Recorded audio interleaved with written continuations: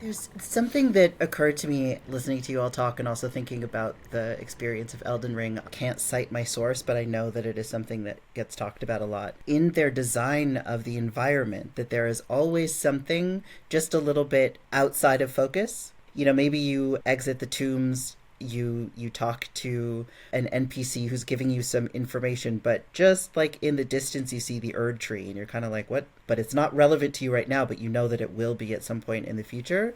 And I think that as a kind of metaphor for also the way that like writers can think about dropping little breadcrumbs, you want to kind of like let the player as much as possible decide what they are interested in focusing on next. I think that's a really good example too of this sort of idea of a mission or like cutting away non-essential parts, because like you can have beautiful landscapes and beautiful vistas in a lot of games, but in very few of them can you visit almost every part of that vista, right? And so in a FromSoft game like Elden Ring, where you see a castle in the background, you're eventually going to see the inside of that castle. So there's almost no wasted space here. There's almost no misleading the player or getting everything that they're speculating about is something that they will eventually be able to interact with in that game. And I think that that's a really special way of looking at this kind of system.